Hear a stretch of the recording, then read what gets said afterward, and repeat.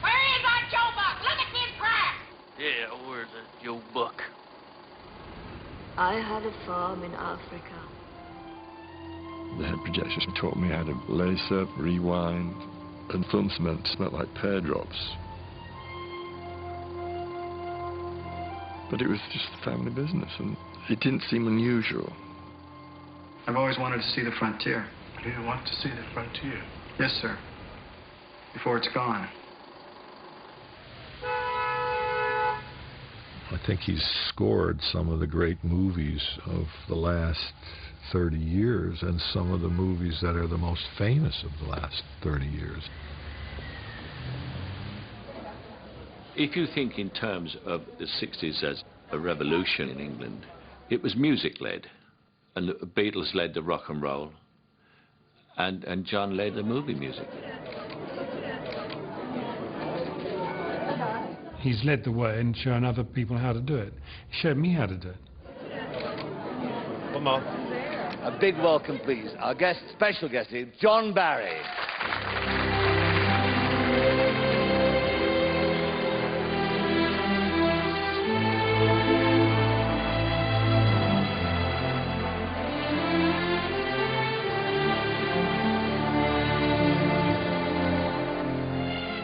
A winner of 5 Oscars, John Barry is the most successful movie score composer of the 20th century.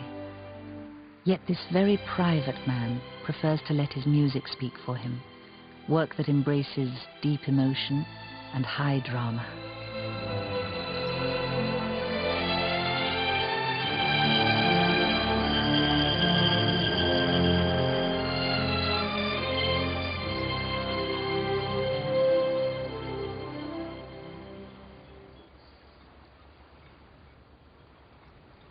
It's an island with just a causeway. It's very private. It's only 45 miles from New York. People don't believe it when they say, oh, we're going to come and see you in New York, and they arrive here. They don't get it at all. It's just idyllic. There's no traffic here, only the boats and the Oyster Bay train across there, but that's it. And so any day of the week, it's like a Sunday. It's perfect.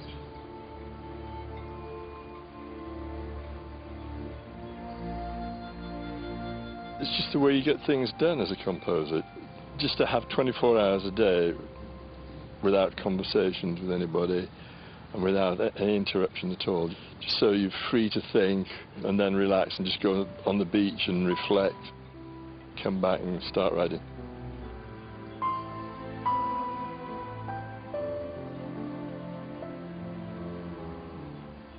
I always wanted to write music for film. I found the dramatic thing very easy. I never worried when I saw a movie. I never really had a big problem worrying what I was going to do about it. Because I was born in, my father had theatres. I was brought up watching movies, you know, every day of the week. Okay, John Patrick. My son's seen Born Free and he loves it. He sees the Bond movies, he loves the Bond movies, you know. Okay, let's go down to the boat. I've done about 140 movies. So there's this whole celluloid world out there forever, you know.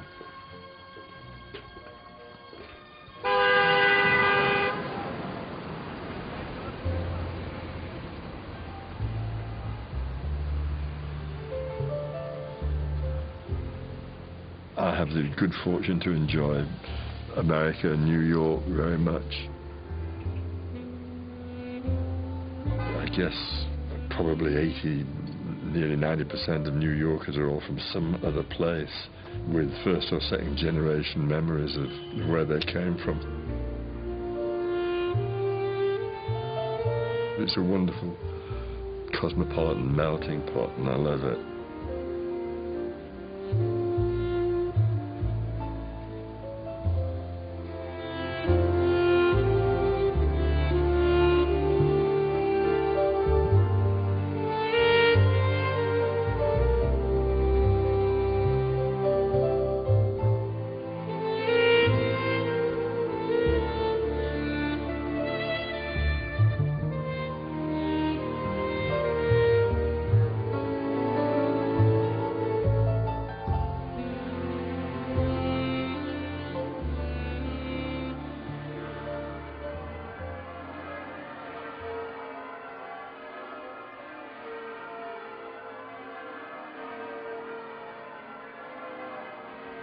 When I came home to York, it really is coming home.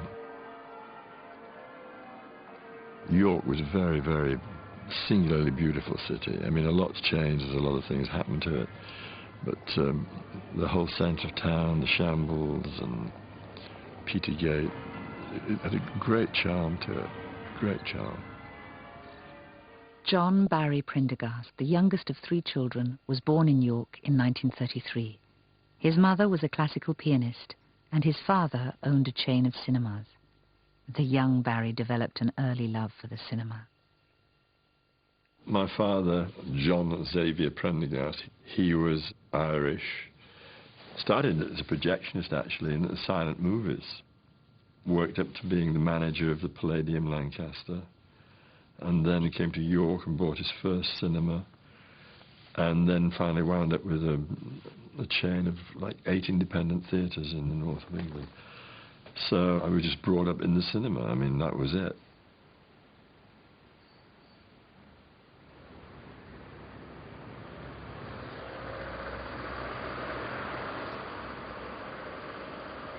This is the cinema my father built in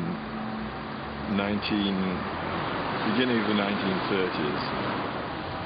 I virtually lived here. 3 30, 7 and 9 79, 6 and 5 65, 3 and 7 30. It's strange because there's certain things that are still there, the exit doors and... Yeah, it was a cinema, but it was also a concert hall, you know. And of course all this has changed, all the staging area here.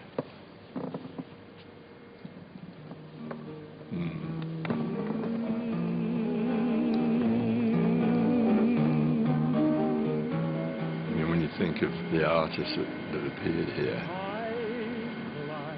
from the Nat King Cole Trio, the Ink Spots, if I knew that when all the big bands, Stan Kenton's orchestra.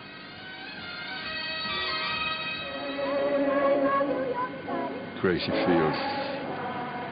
I guess she was like everybody's mother, and all these troops were away from their parents and their families, and they were all here. And I think everybody reflected there was their mum on stage.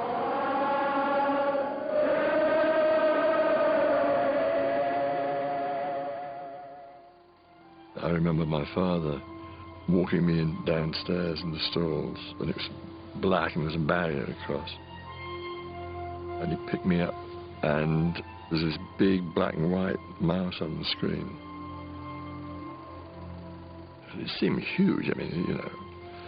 Seeing this big black and white mouse on the screen and thinking, strange, my dad has this place, they show black and white mice on the screen. We used to come and sit, just like back row here.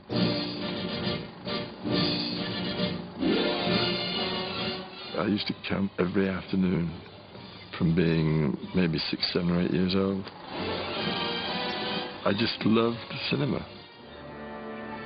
I love music anyway, but I started really taking great note of film music, and the Max Steiners and Bernard Herrmanns and Miklos Rozsa, and I became fascinated with film music.